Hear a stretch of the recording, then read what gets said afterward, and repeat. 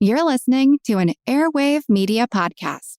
And then this Stamp Act comes along, and it coupled with the Sugar Act of 1764 and the Proclamation of 1763. And as you know, Americans are starting to feel like there's this kind of movement in Parliament, as they said back then, to enslave them. And certainly that meant just kind of taking away much of their liberties, more economic than anything else, I would think.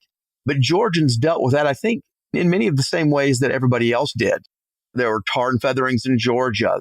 James Wright's house was fired into during the Stamp Act tumult of the 1760s. It wasn't burned down. He was no Thomas Hutchinson in that regard, but it wasn't too far different in terms of how he felt.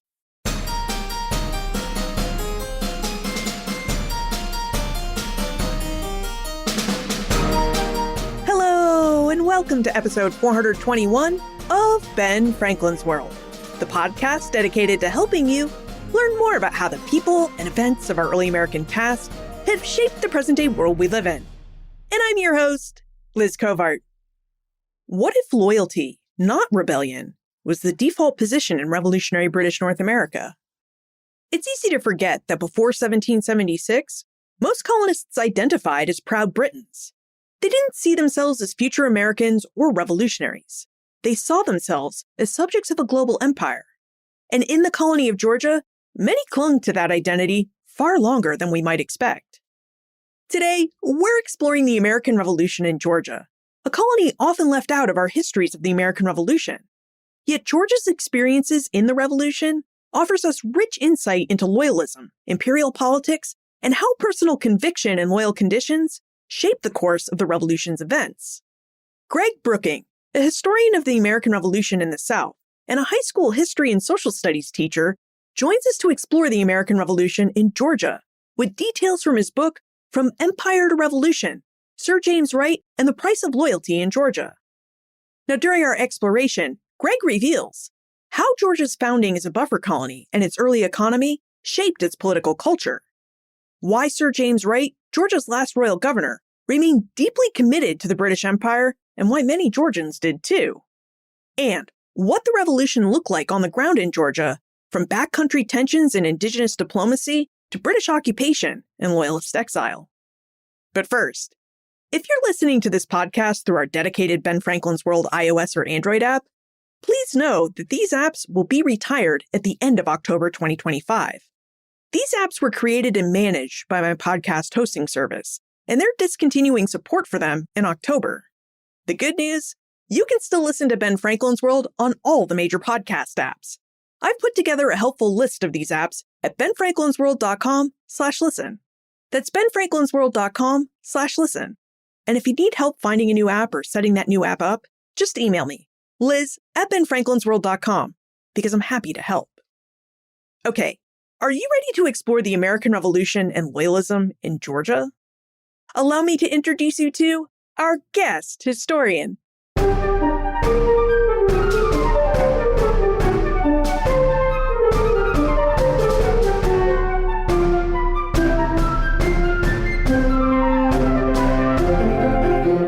Our guest earned his PhD in history from Georgia State University, and he teaches social studies at North Springs High School outside of Atlanta. His research expertise is in the American Revolution, with a focus on Georgia, loyalism, and the British imperial system. He joins us today so that we can explore those research interests with details from his book, From Empire to Revolution, Sir James Wright and the Price of Loyalty in Georgia. Welcome to Ben Franklin's World, Greg Brooking. Thank you, Liz. It's a pleasure to be here. And it's a pleasure to have you, Greg. Now, in your book, From Empire to Revolution, you explore the American Revolution in Georgia through the life and work of Georgia's last royal governor, Sir James Wright. Would you tell us who Sir James Wright was and why you chose to study the revolution in Georgia through Wright's eyes?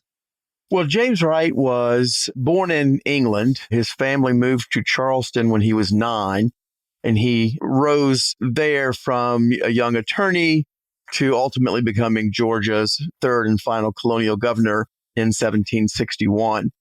I came to him through reading Jim Pycock's book, Three Kings, One People, which is about natives, the enslaved, and loyalists in the South. And James Wright seemed to be someone that had been understudied and was interesting to me. He was always seeming to be fighting a losing battle. And then I wanted to know more about that, about what his battles were and why they were always seemingly on the losing end. Wright sounds like he had a fascinating story, and I know we're excited to dig into it. But before we dive into the American Revolution in Georgia, would you provide us with some background information on Georgia as a colony? When and why was Georgia founded? You've mentioned that Sir James Wright was the third royal governor of Georgia, so it doesn't really sound like Georgia had been around for a long time before the Revolution. Georgia was the 13th and final of the North American Atlantic seaboard colonies, founded in 1732. James Oglethorpe is typically considered to be the founder of Georgia, but he was just one of a number of trustees that held the proprietorship to Georgia. Georgia was created as a buffer zone between the very valuable South Carolina, especially the Low Country, and Spanish Florida. It was not, as we are often told in eighth grade, we take Georgia history, and so we're often told incorrectly that Georgia was a penal colony or a debtor's colony. And while both of those came up as ideas when the trustees were discussing proprietorship, neither of those actually turned out to be true. Although Georgia did have, just like the other colonies, its fair share of indentured servants make their way across the Atlantic, but it was not a penal colony or a debtor colony in practice, although it was initially in thought. So who settled Georgia? Other scholars have mentioned that the Reverend George Whitefield invested in the colony because it was supposed to be a colony without slavery. So who came to settle in Georgia, and what purpose did the British Empire want Georgia to serve in the British Empire? How did Georgia fit within the empire? The proprietors had this great, in quotes, idea to create a colony without rum and without slavery and without large land grants of any variety. They wanted to create a colony of white working men who would then be able to form militias, which would then be able to protect certainly Georgia, but most importantly, South Carolina from any attacks from the South, the Spanish especially.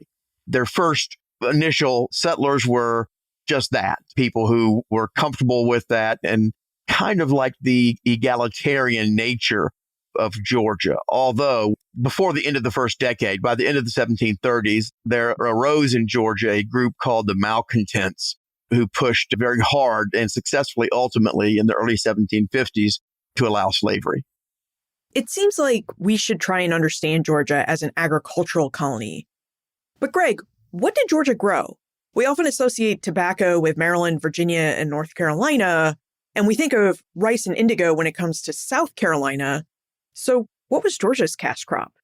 Well, Georgia becomes profitable, as you might imagine, with the introduction of slavery in the 1750s. James Wright will be the first governor to really fully embrace that and cultivate, if you will, that labor system. And obviously what made Georgia profitable was the rice plantation labor. They also had naval stores and things of that nature. They tried silk, as did South Carolina, but fairly unsuccessfully. I was fascinated to learn when I read your book, From Empire to Revolution, that Georgia was also a buffer colony. One of the big purposes of Georgia was to keep South Carolina safe from, I would imagine, Spanish Florida and a handful of powerful southern indigenous nations that lived in the area. You know, the Georgians had settled their land. So what was life like for Georgians living in this buffer colony? Difficult. There always seemed to be, at least among Georgia's elite, especially James Wright, there always seemed to be a chip on the shoulder, kind of like maybe the middle brother, if you will, or the middle child who just doesn't quite get the respect they think they deserve. They are, as you said, surrounded by Native Americans, really on all sides, but especially the North and the West. The Spanish are just across the St. Johns River in Florida. And then South Carolinians, whom James Wright had no kind words for, to their northeast. And once slavery was introduced, South Carolinians in South Carolina tried to extend their own boundaries into what was then at the time Georgia. And there was a big to-do between Georgia's Governor James Wright and South Carolina's Governor Thomas Boone about their incursions into Georgia land. Now, if we looked at our mental maps of Georgia, where would we find the colony's population centers? So right now I'm picturing my mental map of Georgia is a modern map of Georgia with its modern boundary lines. But I'm imagining, because I'm thinking historically, that much of Georgia is a lot of rustic backcountry, but then Georgia also has a lot of coastline. So there must have been a lot of prominent port cities as well. So where are the population centers of colonial Georgia? Right. I mean, Savannah is going to be the capital, if you will. And there are a couple of other smaller towns, but organized, that have access to the sea. They will eventually, by the Revolutionary War, kind of give way to Savannah as it grows larger and larger. And then there's a small but growing by the 1770s outpost in Augusta, which is on the border of South Carolina and Georgia in northeast Georgia. So it sounds like by the time that Sir James Wright was appointed the governor of Georgia in 1760, he would have had to negotiate and maintain peaceful relations with powerful indigenous nations. He would have had to deal with this group called the malcontents, which you mentioned earlier, who were people seemingly unhappy about everything. And he would have had to contend with slavery and slave laws because Georgians had introduced slavery to the colony in the 1750s. So he would have had to deal with all of this while also trying to keep Georgia's coastal elites happy, especially those elites who happen to live in Savannah, which is where Wright would govern from. So with all of this in mind, Greg, what made Sir James Wright the logical choice to be appointed royal governor of Georgia? What skill sets did Wright possess that made him an ideal choice for addressing all of these very different issues that we've been discussing? Well, just to correct, the malcontents kind of disappeared once slavery was introduced. And that's 1751, 1752. James Wright comes in 1761. So he's able to avoid that, although he has his Liberty Boys that he'll deal with as the revolution approaches. So he was an ideal candidate to become governor. We don't know exactly whose idea it was. I tried for 10 years to find that answer and never could. My best guess is that his patron would have been William Henry Littleton, the governor of South Carolina, who was very well connected back in England. Him or his father, the elder Littleton, might have played a role in having him chosen as governor. But by the time he was chosen governor, he had spent years in South Carolina as their attorney general. He had spent 3 years in London as their colonial agent. He was very wealthy by the standards of the day. His grandfather was Robert Wright, who was King James II's Chief Justice, who died as a result of imprisonment during the Glorious Revolution. His father was the Chief Justice of South Carolina. So there were connections there. He had the training as an attorney and then as a colonial agent. So he knew the inner workings of empire through those 3 years in London. And so I would say that he was easily the most qualified governor of Georgia among those three royal governors. The first governor of Georgia, John Reynolds, was an utter mistake who didn't want to be there. The second governor, Henry Ellis, was quite well intentioned and qualified, but he didn't want to be there much more than James Reynolds. So Wright came to a place ready to settle down and establish himself. And he did so, serving Georgia from 1761 to 1782 when Savannah was evacuated. Subtract 3 years during his exile back in London during the war. We discussed this briefly, but what was the political situation among Georgia colonists that Wright stepped into in 1761? Well, he inherits a growing colony. Still at that time, a historian back in the 70s, Harold Davis, I believe is his name, wrote a great book called The Fledgling Province. And Georgia, by the time that Wright got there in 1761, was a fledgling province. He was able to successfully build it to a viable imperial asset. But the problems he dealt with initially were Native Americans. Like he spent his first full 2 years almost dealing solely with Native American issues. Of course, it's right towards the last third of the French and Indian War. And while Georgia kind of gets short shrift concerning their involvement in the French and Indian War, perhaps rightfully so in comparison, but Georgia was very much involved in that conflict with the Creeks and the Cherokee. So that's his big problem that he inherits. Speaking of indigenous peoples, Travis would like to know how Wright sought to develop and maintain peaceful relations with Georgia's powerful indigenous peoples like the Creek and the Cherokee. And he also wonders how Georgia's growth and development as a colony impacted the Creek and the Cherokee.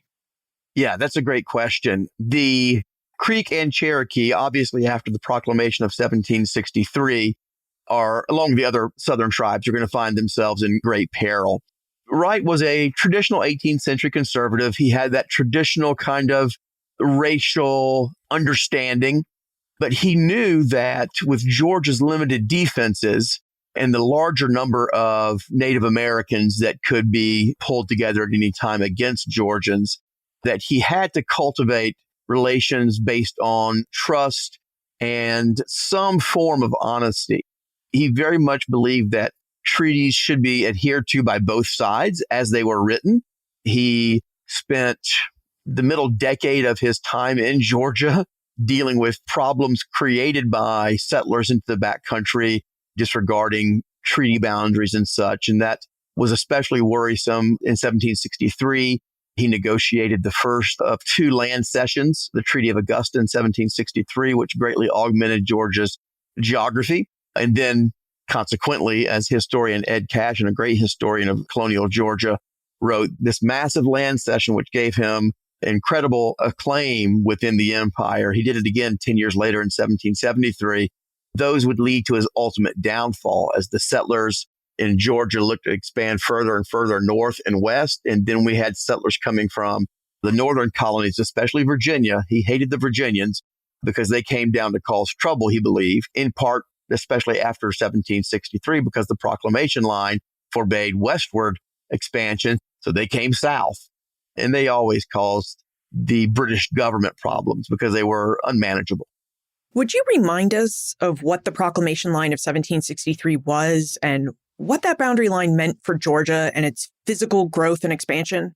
The 1763 proclamation was an attempt by the British government to halt westward expansion so that the British population could be within a manageable territory for the British military to help protect. Americans didn't see it that way. They thought it was a hindrance. So they thought that they had fought and defeated the French so that they could expand as far west as they wanted to expand. It was in some ways less of a problem for Georgia because of where Georgia is located along the proclamation line boundary, but still a problem. James Wright wrote as soon as the proclamation was passed and he got word across the Atlantic, he thought that it was a poorly conceived act that would cause real trouble in the future for Georgia. And it ultimately did. In what ways did the proclamation line cause trouble for Georgians?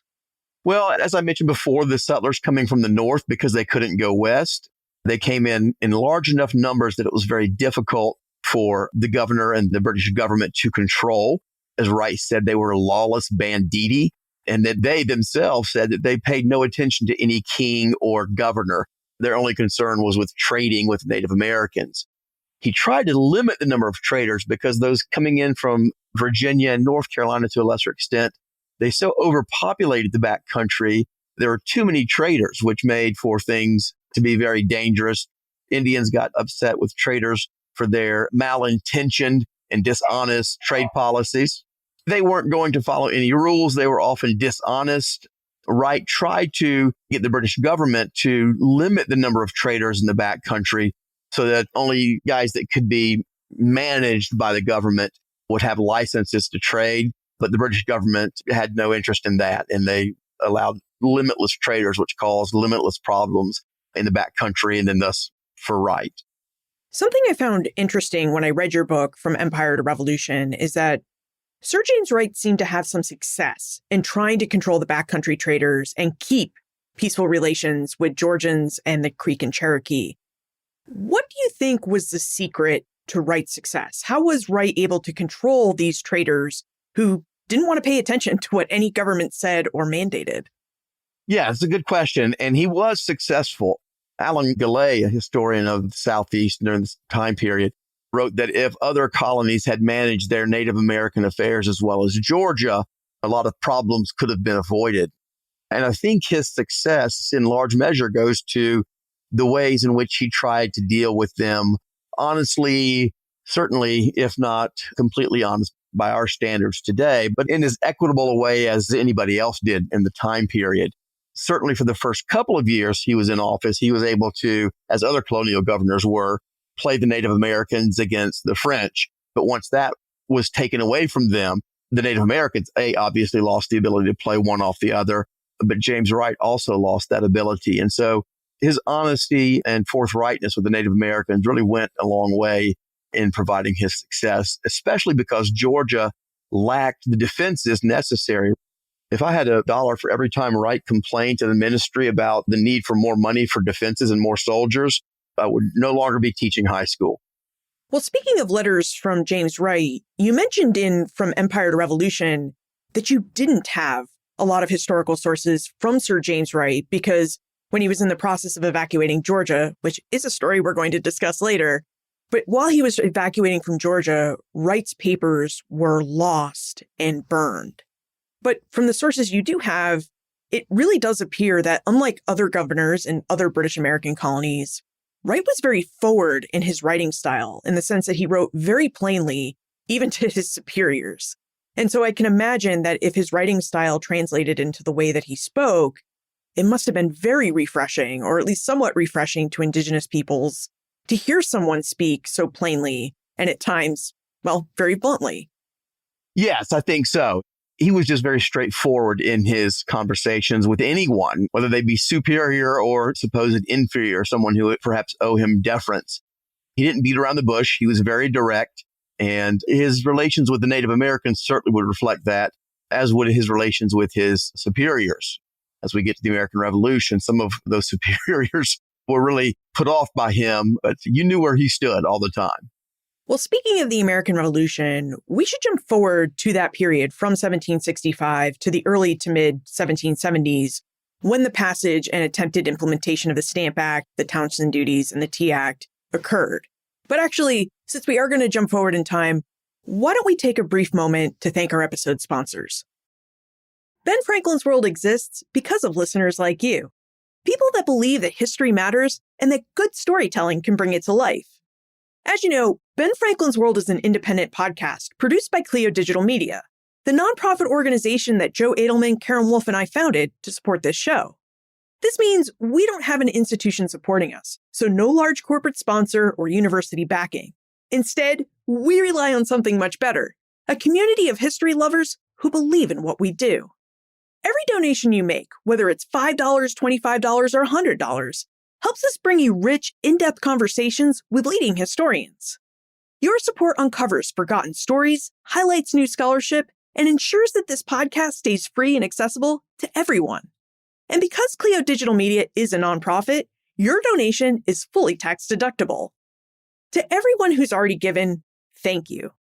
Paul A., Robert D., Rose D., David J., and Louis M., your generosity makes a real difference for us. Thank you. We really couldn't produce this podcast without you. Are you ready to keep the conversation going?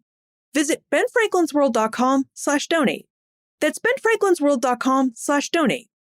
Thank you so much for your support, and thank you for being a part of our community. Well, now that we've jumped forward in time, let's talk about Georgia and the American Revolution. We know from discussions with other scholars that colonists protested the Stamp Act, the Townshend Duties, and the Tea Act in places like Boston, New York, Philadelphia, Williamsburg, and Charleston, South Carolina. What we don't often hear, or come to think of it, read about, is these protests taking place in Georgia. Georgia seemed to be the one colony that did not send delegates to the First Continental Congress in late 1774. And come to think of it, we don't even really fit Georgia into our narratives and histories of the American Revolution until we're talking about the middle and later stages of the War for Independence. So, Greg, when did the American Revolution start in Georgia, and where did Georgians stand politically amidst all of these taxation protests and the British Empire's attempt to have a greater control over its North American colonies? Georgia was certainly very loyal. They were still receiving at the time of the Revolutionary War an annual stipend from Parliament to help essentially lower their taxes. So they had a lot to appreciate in regards to that. They appreciated whatever troops and supplies they would get from the British government because they were small and growing. And so they were unable in their minds to provide full succor for themselves. They were teenagers, if you will, in the life of colonial America. They were moving forward, but they weren't quite adults at the beginning of the revolution. But the revolution did start very early in Georgia, I would think, compared to what we're usually told or not told. By 1774, Georgia rebel leaders are writing to the Continental Congress and saying that the Civil War in Georgia has begun, and that's by mid-1774. So that divide has already shown itself. The fissures are already there between what we would call the Loyalists and the rebels or Whigs of that time period.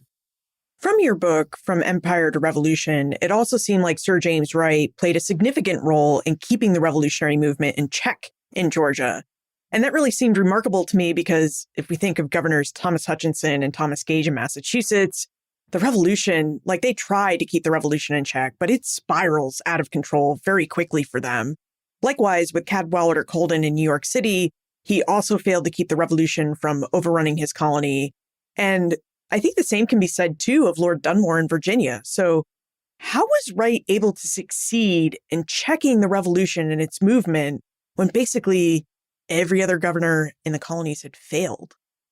Well, I think part of it is for the reasons I mentioned a second ago. Part of it was because he was very well liked by Georgians of all stripes. He was pseudo-successful in distributing the stamps in 1765. In fact, he complained to the ministry about the repeal of the Stamp Act as leading to a portent of doom, and that it was too lenient and conciliatory to the colonists. And that's going to be the first time in which Georgians start to realize that he is an empire man first. He always said that he had this dual loyalty to country and colony.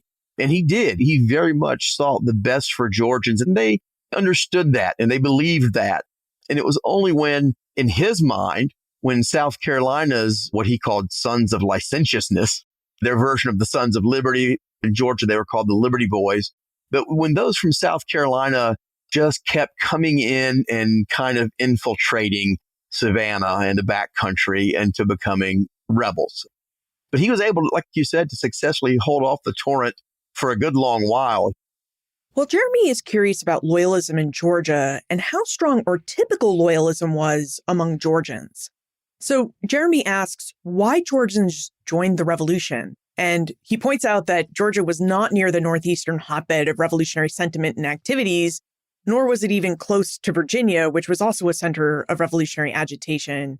Instead, Jeremy notes that Georgia bordered West Florida, which rejected an invitation to join the Continental Congress, and South Carolina, which initially seemed pretty lukewarm to the revolution. So what pushed Georgians to support the revolution? What kept them loyal and what pushed them to support the revolution? Well, as I said, South Carolina was always causing trouble for Governor Wright in this time period. Even during the 1765-66 Stamp Act crisis, things settled down as elsewhere for a good bit from 1766 until 1774 and 75.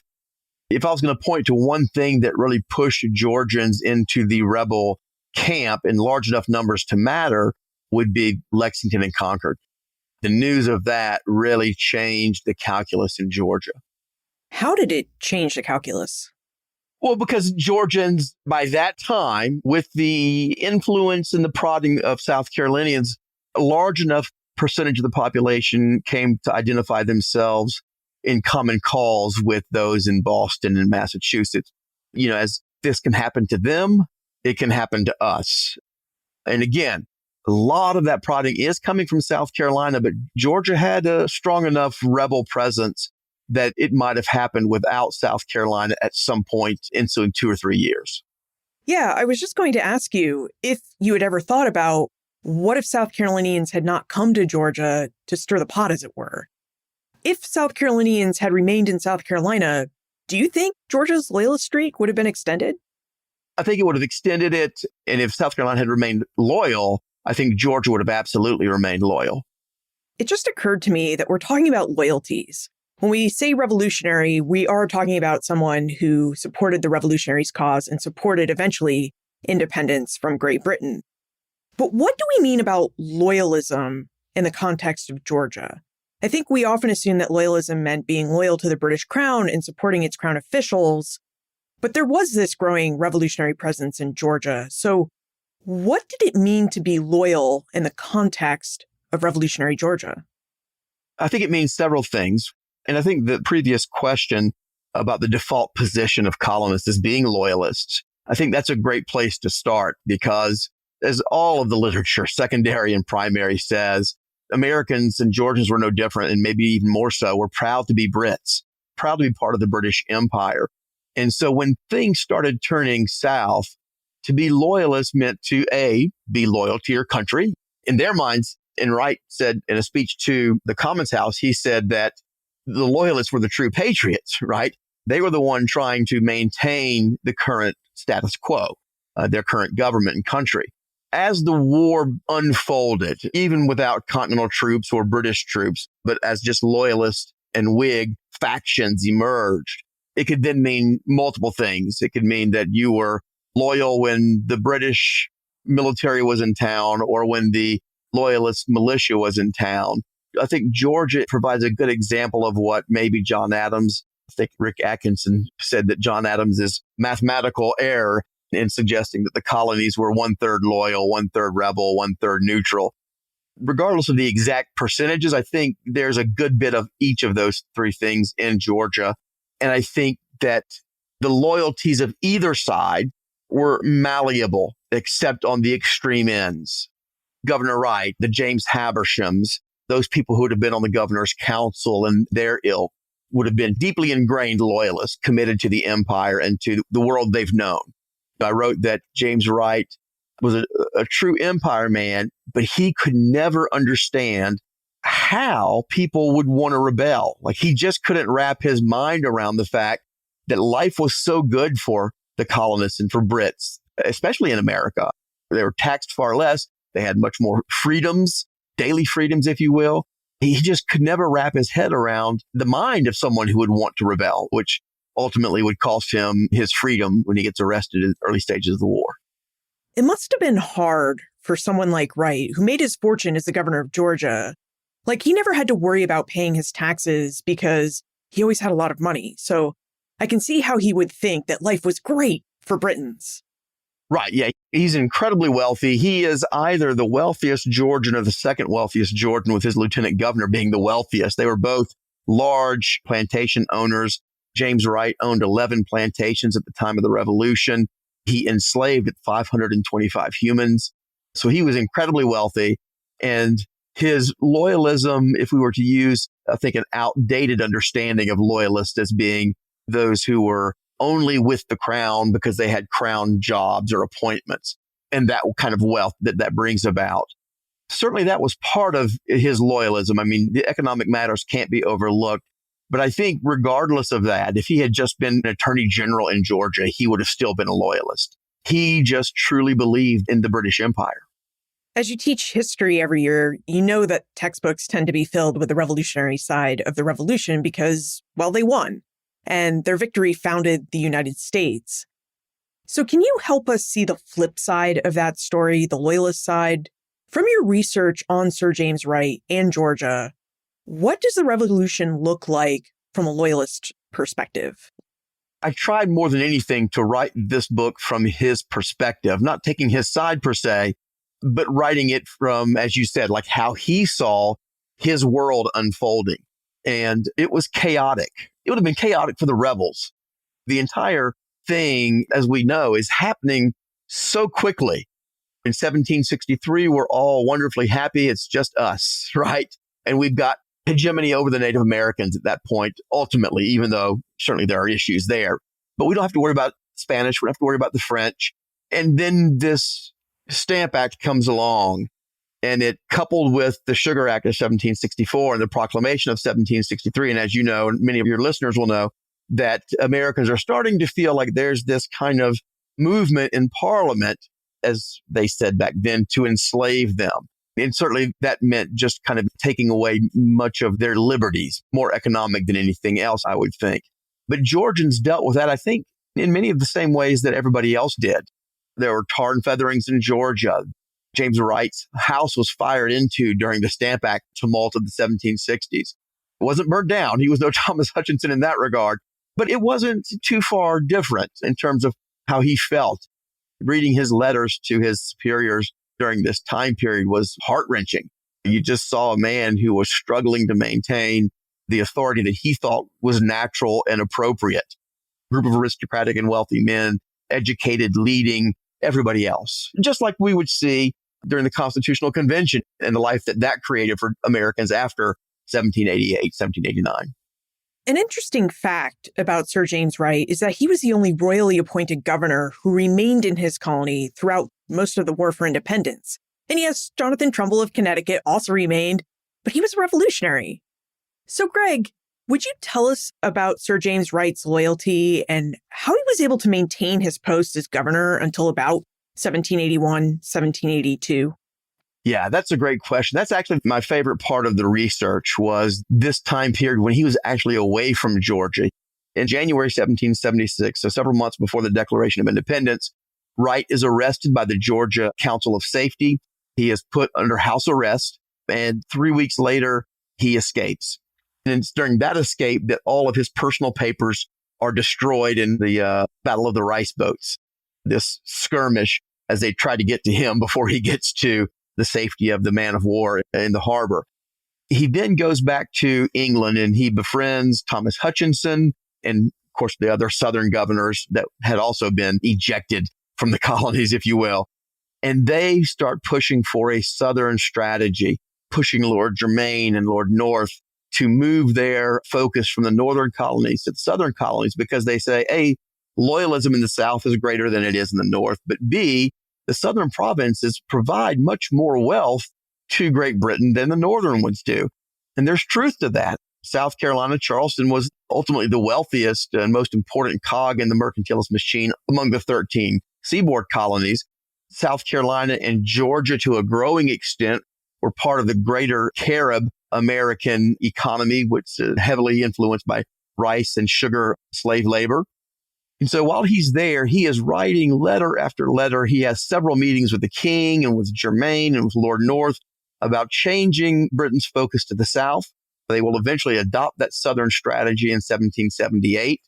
And even though Germain was so frustrated with Wright because Wright was just like this bird chirping in his ear constantly, Germain said that Wright can be of no use to us right now because his ideas of the military are outrageous.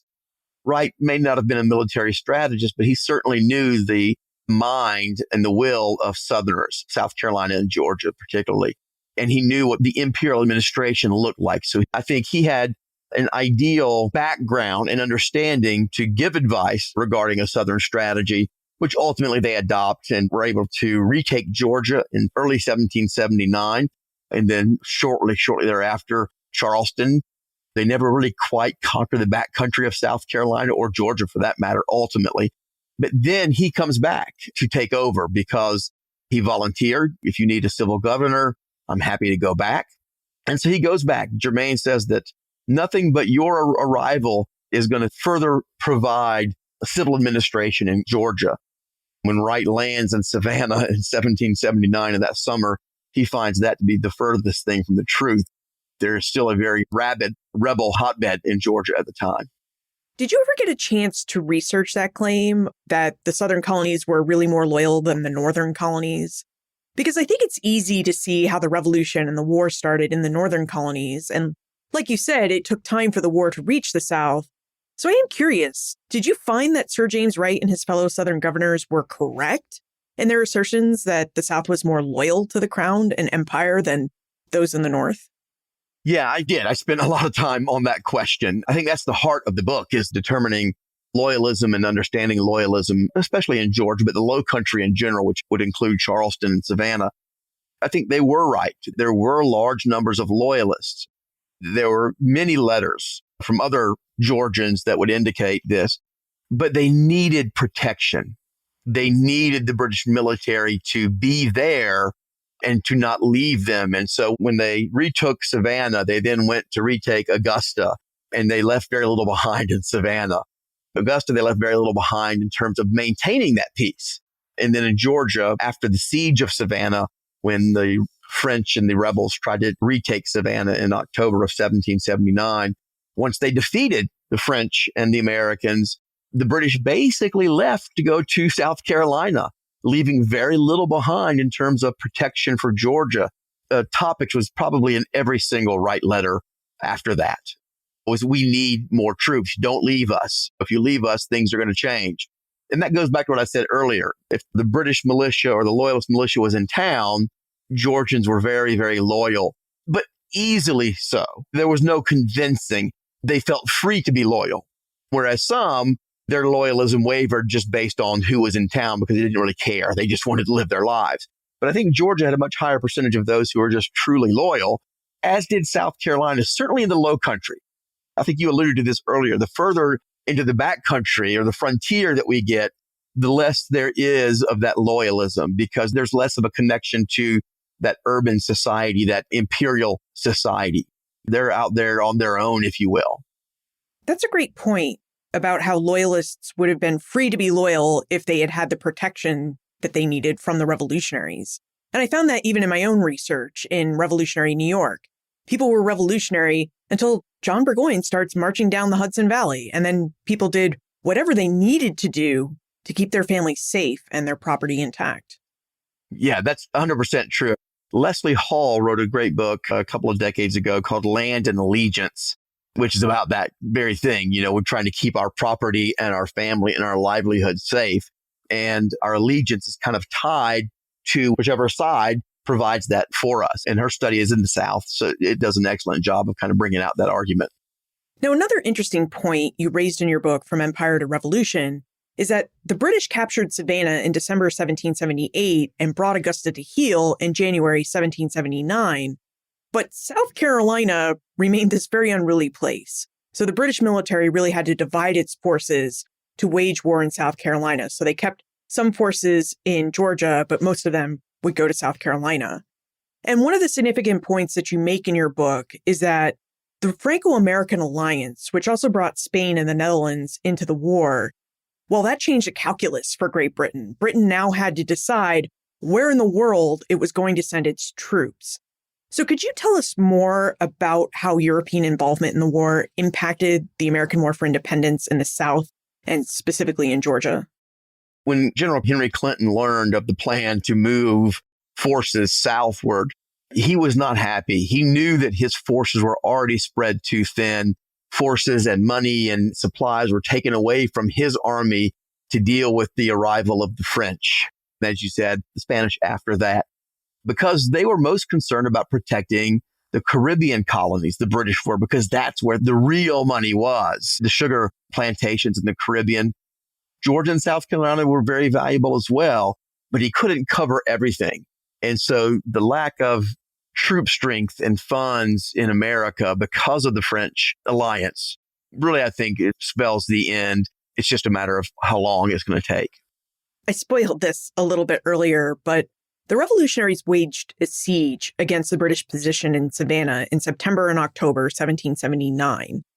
Greg, would you take us through the siege of Savannah and how the siege impacted the British war effort?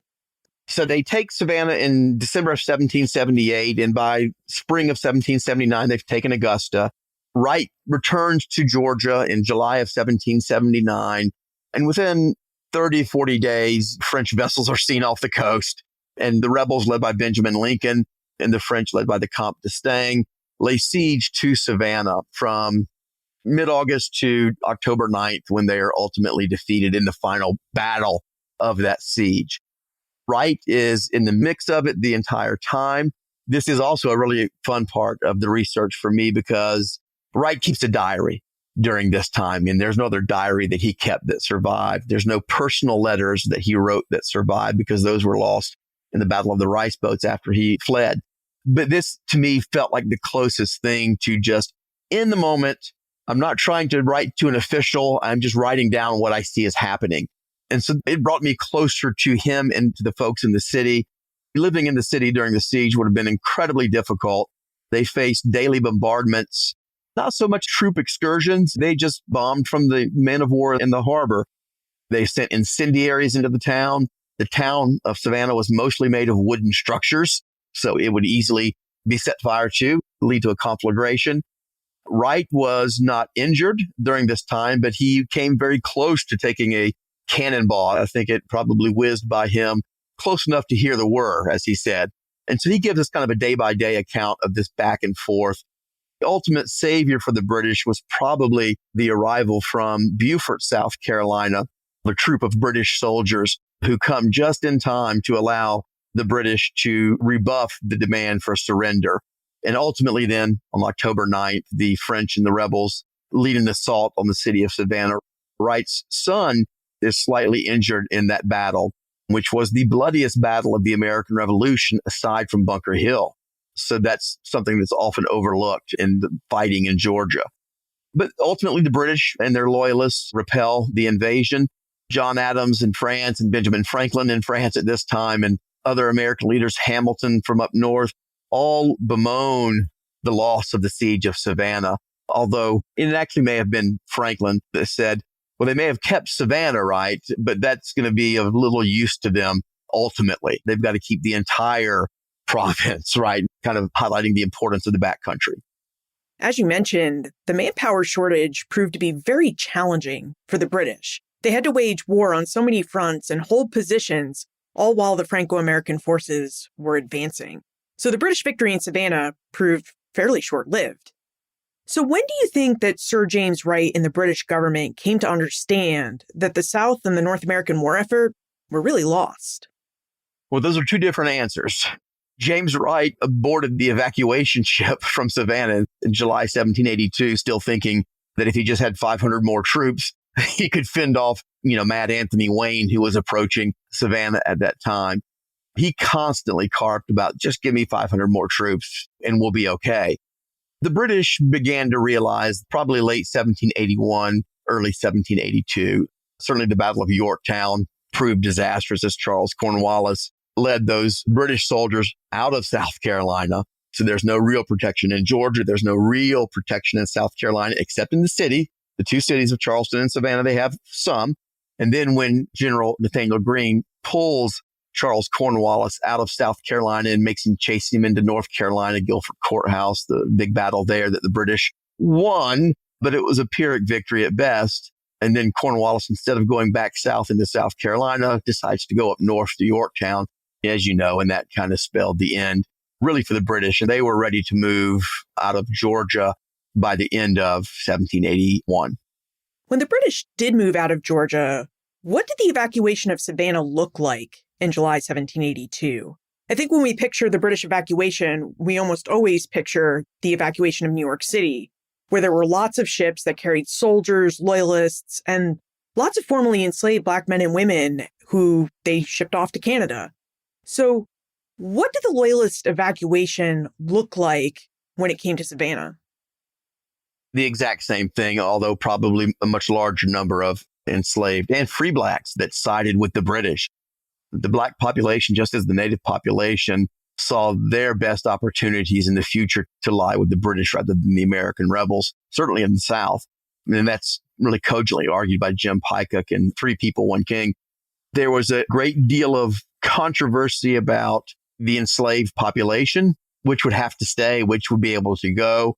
Many of those enslaved would ultimately end up in Nova Scotia, but also in the Caribbean. James Wright's enslaved population that he was able to extricate from his plantations, they all ended up in the Caribbean under his son, James Wright Jr.'s control. His son would write James Wright in London shortly after the war that we have nothing for these enslaved people to do because there's a glut of them coming from South Carolina and Georgia. So it was chaos at its finest in the evacuation of Charleston and Savannah. And where did Georgia's evacuees go? One aspect of the revolution that you explore well in your book, From Empire to Revolution, is the cost of remaining a loyal British subject throughout the revolution. So where did Georgia's loyalists go, and what price did they pay for their loyalty to the British Crown and Empire? Well, the cost, if we're going to talk monetarily, I can give you James Wright as an example. He was very fastidious, ostensibly, even before Lexington conquered, let's say. He very fastidiously kept detailed records of everything he owned so that in the case of something like the revolution, because he could see that it may be coming, he would have an idea as to exactly what he owned and what he lost.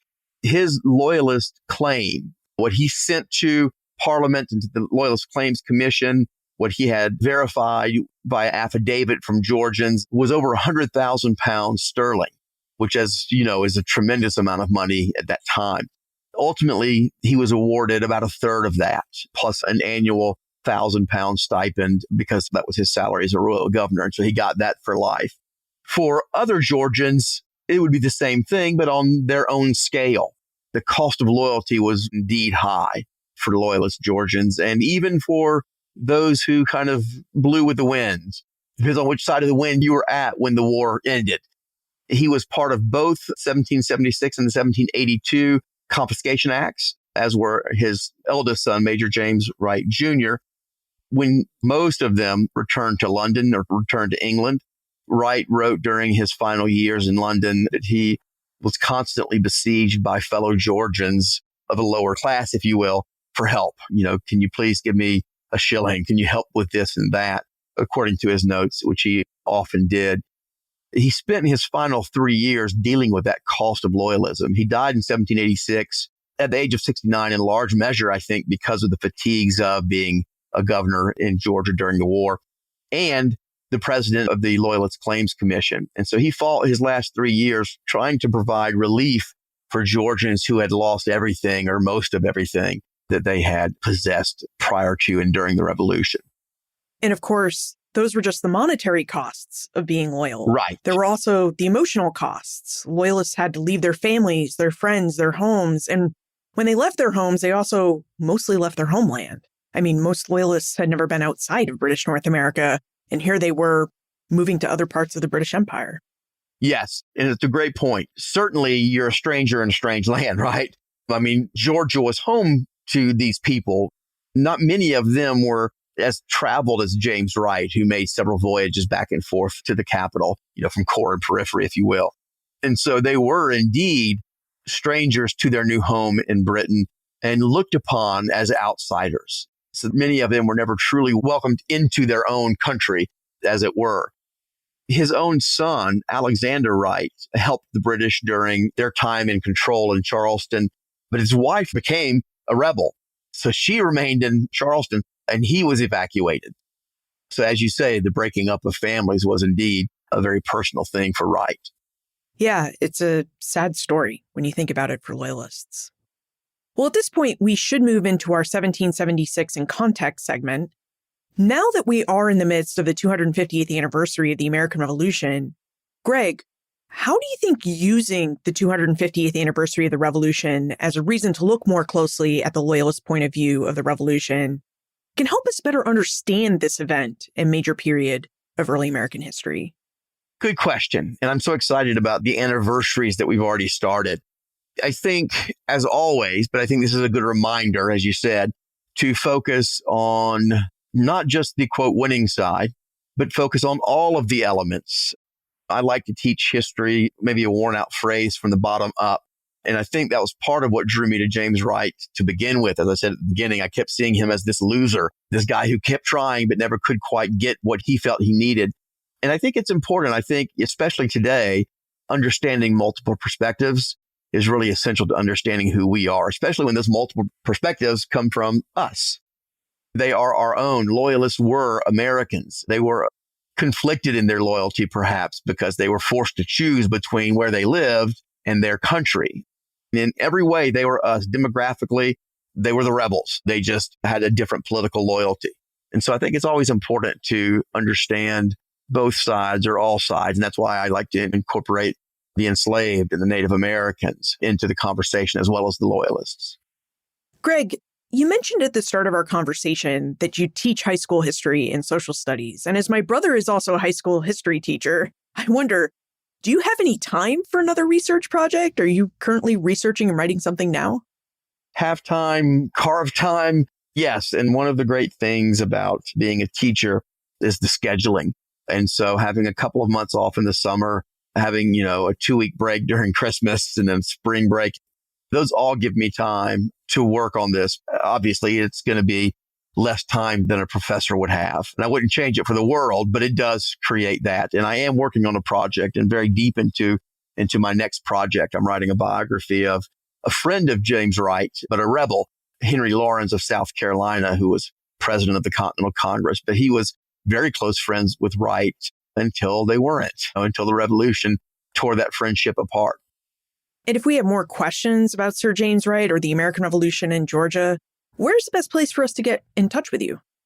Well, you can find me on the various social media platforms. I've also got a website, gregbrooking.net, that you can reach out and contact me if you had questions or see what I'm doing.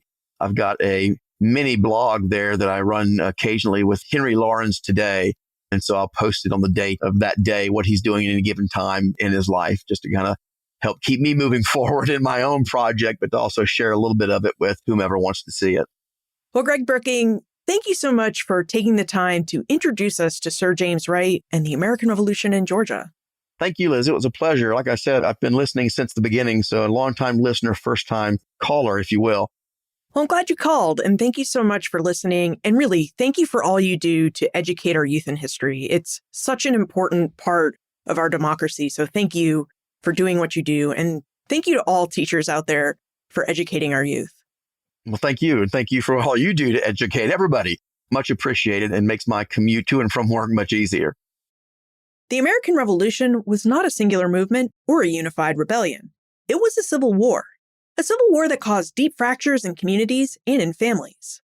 Nowhere was this more evident than in Georgia, where loyalty to the British crown held on longer than in most other colonies. As we just heard from Greg, Georgia's last royal governor, Sir James Wright, was not just a political figurehead. He was a deeply invested empire man, a wealthy, well-connected man who was deeply committed to the British imperial system. As governor, Wright worked to stabilize Georgia, manage its relations with native nations, and curb revolutionary sentiment that held that colony in check longer than most other colonies. But even in Georgia, the tide turned. The pressures of military invasion, revolutionary agitation from neighboring South Carolina, and the growing appeal of independence reshaped Georgia's loyalties. Greg's insights into loyalism as the default loyalty in British North America helps us reframe how we understand the American Revolution. Most colonists didn't set out to build a new nation. They were forced to choose sides in a rapidly escalating crisis. For many, including Sir James Wright, loyalty came at a steep cost: exile, financial ruin, and the loss of home and community. The stories of loyalists remind us that the American Revolution wasn't just a fight for independence. It was also a reckoning with identity, belonging, and what individuals were willing to sacrifice for the world they believed in. Look for more information about Greg, his book, From Empire to Revolution, plus notes, links, and a transcript for everything we talked about today on the show notes page. benfranklinsworld.com/421. Did you find this story of Sir James Wright intriguing? Be sure you share it with a friend. After all, friends tell friends about their favorite podcasts. Production assistance for this podcast comes from Joseph Edelman, Karen Wolf, and Morgan McCullough. Breakmaster Cylinder composed our custom theme music. This podcast is part of the Airwave Media Podcast Network.